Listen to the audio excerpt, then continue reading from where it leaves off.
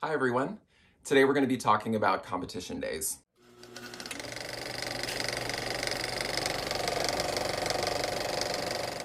There's a lot of information that gets sent to you about these days, and if you've never done it before, it can be kind of confusing. And so today I'm going to walk you through a show day and explain everything to you, so hopefully going into this competitive season, you and your group can have a better time. So you're driving up to the show, and the first place I want you to go is unit check-in. And here you'll find a table of volunteers that will hand you a few things. They're going to hand you a packet that will include the logistics schedule for the day. It'll include wristbands for your team and your parents. And they also may hand you a map of the show site and how to work through the flow. After you're handed that packet, they're going to direct you towards your hallway area or your home base area. And at every show, this is a little bit different. Sometimes you're given a section of bleachers. Sometimes you're given an actual hallway. Sometimes you're given a corner of a classroom. It's just always different depending on the show site. But this is going to act as your home base. So you can put all of your stuff there. Your kids' duffel bags can sit there. You're going to want to bring your equipment there. This is just your getting ready area. A couple things happen next. A lot of people use the hallway time to stretch and get ready for the show. You're also going to want to get dressed. You want to do hair and makeup touch-ups. You're going to want to do anything you need to be ready to perform. While your group is doing that, a lot of directors use this time to go do a sound check. What a sound check is you can go to the gym and have the sound table play your music so you can check that they have the correct version. You can check that the volume is correct. You can check that it's playing correctly. This just gives a lot of directors peace of mind going into it, that that's one thing that they don't need to worry about when they're actually walking on to then perform. This can sometimes be done between groups. It's best done during the break times between the blocks of competition. Even if you're not doing a sound check, hallway is a great time to go to the gym so you can get an idea of what's going on. You can see where the groups are entering. You can see where the groups are exiting. You can see where the sound table is. You can see where the judges are sitting. You can see where the timing and penalty judge is. We oftentimes take our team into the gym to just see where they're going to be performing so they can feel a little bit better about it. All of this can be done during this hallway time. So now I want you to take a look at the logistics schedule that they gave you in the packet, and I'm going to put up the Nutter Center show from last year. And I want to go through each column just so that you understand what this schedule means. On the left, we can see the units listed, and then you can also find the class you're in. That's self-explanatory. The next column item is the earliest unload time, and this is about when you're going to want to plan to be at the school. This will give you time to get everything unloaded in the school, settled, before you have to go to warm-up. And if you notice, at this show, there was about an hour in between the unload time and body warm-up.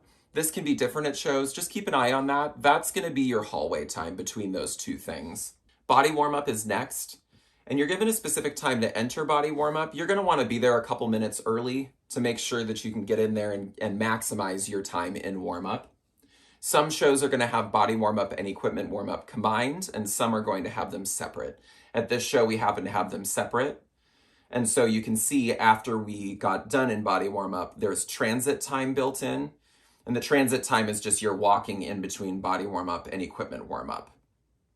Once we arrive, we enter into equipment warm-up. This is where you can spin. In body warm-up, you're not allowed to spin. You're just warming your bodies up. In equipment, you can finally spin. And again, you'll want to be there a little bit early. That transit time at this show, for instance, was 4 minutes. You won't want to take 4 minutes to do that. You'll want to get there a little bit early just so that you can get in, get started, and again, maximize your time in warm-up. After that, we have another transit time. This is getting out of body warm-up to go to the ready line. And the ready line is where you're kind of on deck, ready to go perform. So at some schools, this is behind a door. You're sometimes behind a curtain. Sometimes you're just in a doorway with a person. It's always a little bit different, but this is going to be where you're waiting to perform. And then the last column we have is the performance time. And this is when your interval time starts. Now, getting on and off the floor can be a little bit tricky, so I want to go through that more specifically with you now. If you visited the gym during hallway time, you're going to know where these people are that I'm about to talk about. So again, I recommend you do that during your hallway time. When you enter the gym, the first person is the director that I want you to find as the timing and penalty judge. They're the ones telling you when things are happening. As you're walking out, you're going to have all your people behind you. You're going to have your tarp, your team, your parents, everybody. You can enter into the gym and stay on one side of the timeline. You don't want to cross the timeline until the timing and penalty judge has told you, because the minute that you cross that timeline is when your interval time actually starts. So a lot of times you get in the gym a little bit early and you're able to open up your tarp halfway. You can organize your equipment. You can get your props starting to be set up. You're going to want to have a plan ahead of time as to how you want to enter the floor for your specific show and your needs. So at the Nutter Center show, they open the curtain and you're able to enter the gym. You're on side 1 and you have to stay on side 1. So you get your tarp halfway opened up to that 50-yard line. It's a vertical timeline at the Nutter Center show. You're going to pull it right up to there. And you're going to want to stand, the director, you're going to want to stand at the front 50 with the timing and penalty judge and wait until they tell you that it's time to cross that line. Once they tell you it's time, you can cross the line, you get everything set up, you get ready to go. At a certain time, the announcer will announce who you are. And then once everybody's set up, they announce your show and you get started. All of these specific times can be found in the rule book. They're different for every class. You'll want to take a look at that and know what your specific times are for your group. After your group is done performing, you have to quickly exit the gym.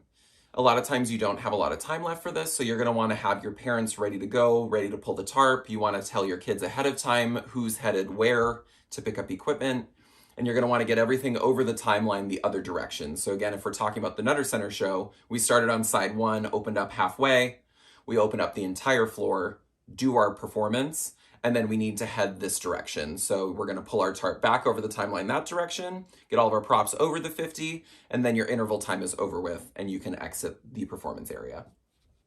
As you're folding your tarp, even though you're in a hurry, you're going to want to try to do a pretty good job because refolding your tarp isn't always possible.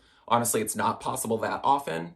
So you don't want to have a tarp that's crumpled up on your tarp cart to then have to load that onto your trailer. So the more neatly you can do it, the better. After you leave the performance area, the rest of the day is up to you. There's always an award ceremony, and you can find that time also on the schedule. A lot of times you'll send your props and your tarp and your equipment out to the parents, or you guys load it onto the trailer, and then the group will come back in the school, wait for awards, hang out, and then leave. There's also something called critique that happens after you're done performing.